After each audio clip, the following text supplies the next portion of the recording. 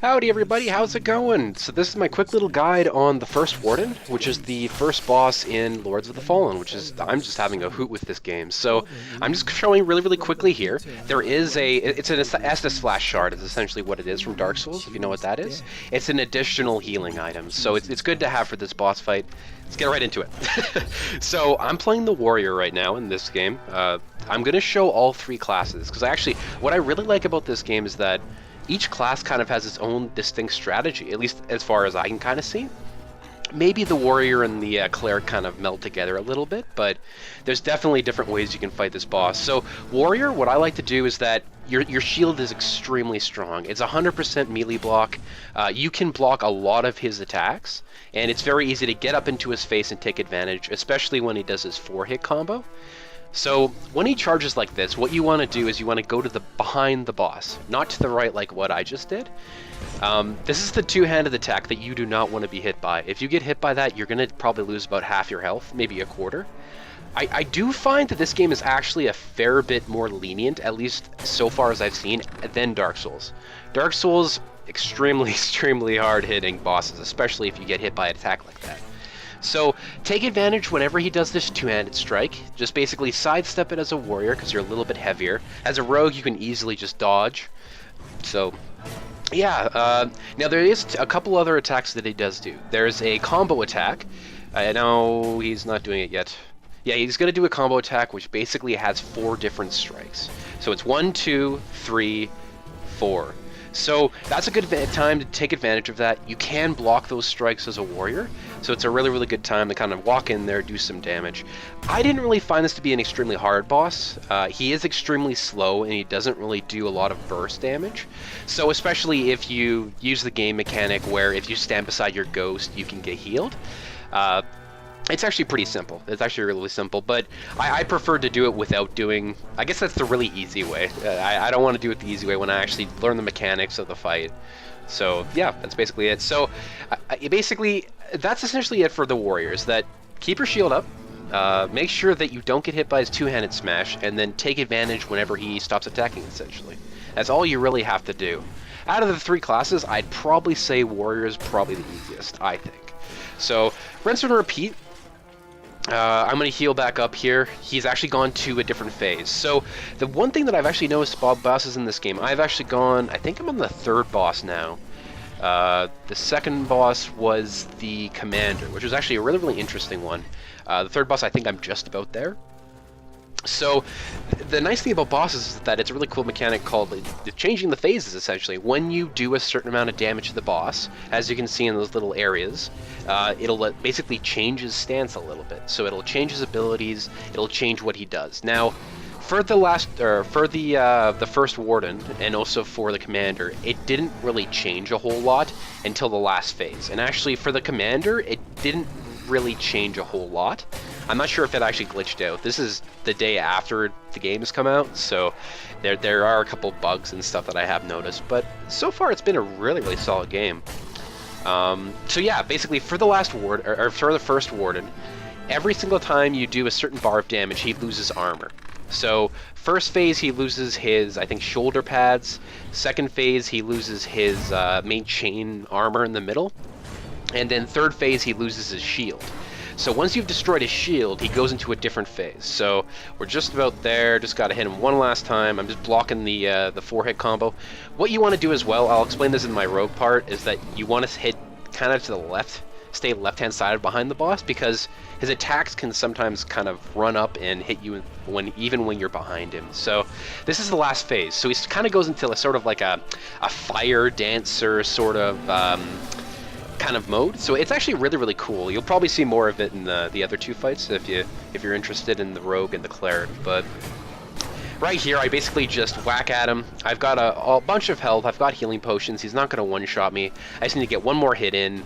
It really doesn't matter in the Warrior. The Warrior has so much health, so much strength, and just the shield is so nice for the first boss.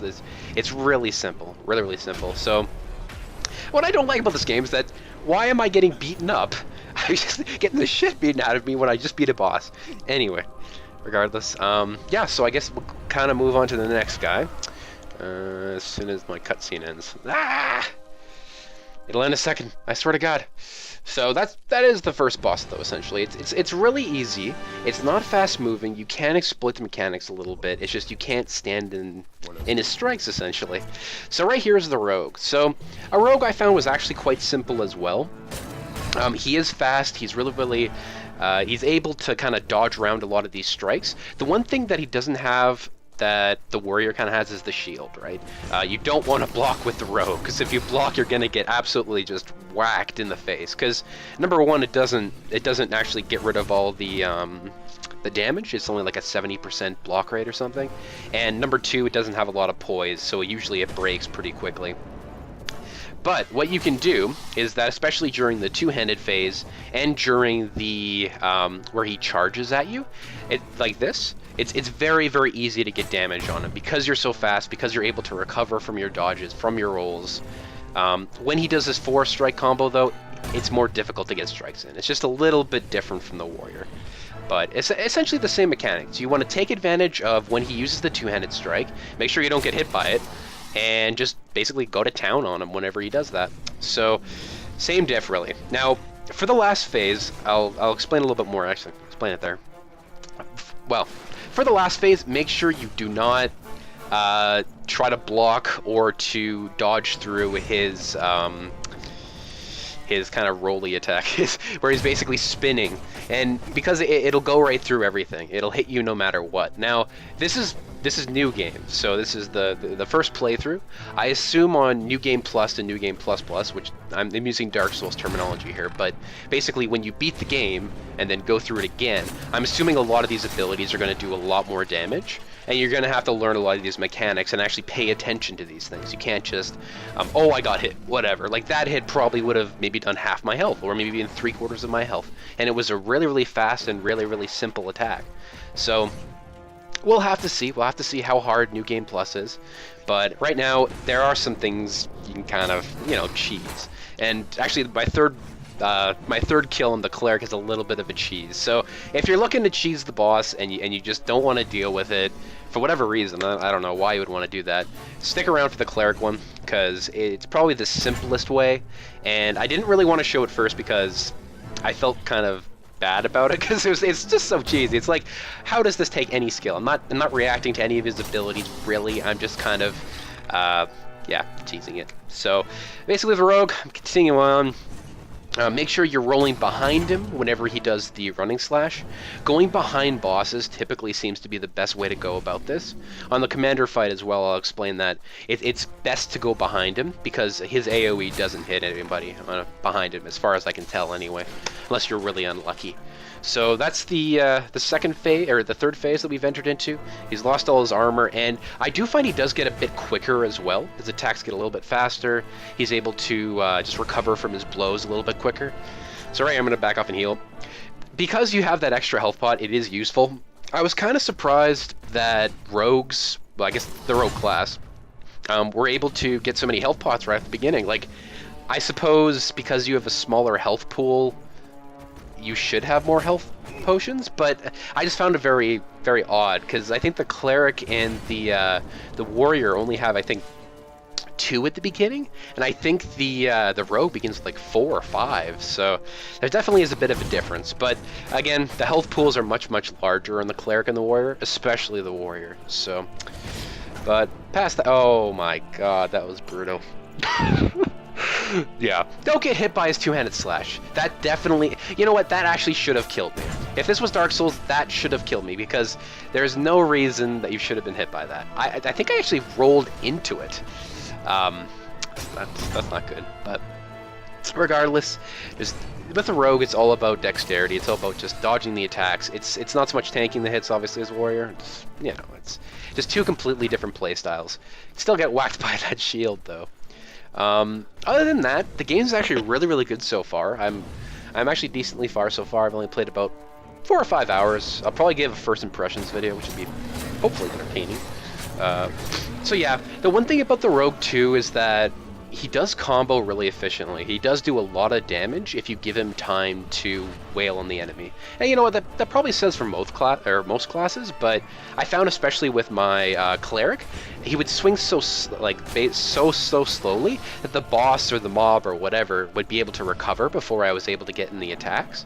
Whereas the Rogue, I'd hit them about 2 or 3 times, and I would be able to stun lock smaller enemies. I'd be able to just get the hits in really, really quickly with big enemies. So I felt like my damage was just higher on my Rogue. So right here, I know that he's almost dead. I'm just going to go to town on him, and that's the Rogue. So, again, pretty simple.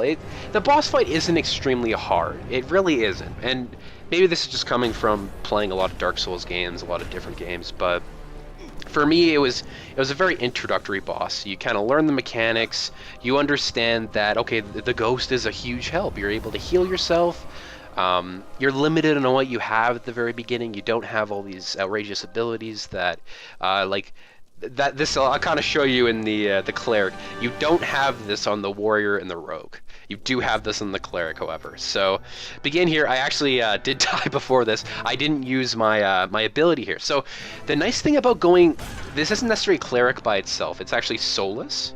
It's a tree. So there's Brawler, Soulless, and I think it's a Rogue type is the third tree. So right here, Soulless, as soon as you begin the game, actually gives you the initial ability.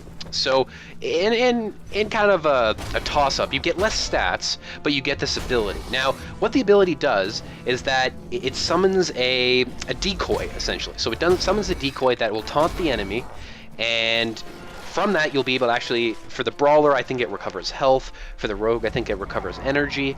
And for the Cleric, I think it recovers mana, or magicka, whatever you want to call it. So, it's kind of cheap, to tell you the truth. Like, look, the boss is literally just sticking on this guy while I'm wailing on him. And I'm not paying attention to mechanics, I'm not paying attention to anything, essentially. So, you do have to be careful, though. You can get kind of caught off guard, because once your decoy does die, he does switch aggro onto you extremely quickly. But this is probably the easiest way to do it. And I feel it's really cheap, and you're not learning anything, but you know what, if you just want to get through it, do it this way. Just summon your mob, go behind him, watch the right-hand side, as I was kind of mentioning earlier. Watch the right-hand side swings, because obviously that's the side that his sword's on, and when he swings backwards, it sometimes can clip you and do some damage, and that's never any good. So, same idea though with the Rogue. Because you have the medium roll, you're a little bit more mobile than, say, the Warrior, but you do have, you're a little bit slower than the Rogue, that's for sure. So yeah, he's just going to town on my guy. This is probably the quickest kill as well, because I am able to just wail on him without having to worry about anything. So, yeah. It's all good. So far, my favorite class probably is the Warrior. I think it's the most fun so far. I really enjoy the aesthetics of it. It looks really, really cool. Just having like big swords or having this big, strong shield. I've always enjoyed Warriors in games, so that's probably it as well. But yeah, the game is really shaping up really well. I really, really enjoy it so far, and we'll have to see what it brings. I'll have to see if it continues to hold up basically the quality that it's shown so far, but so far so good.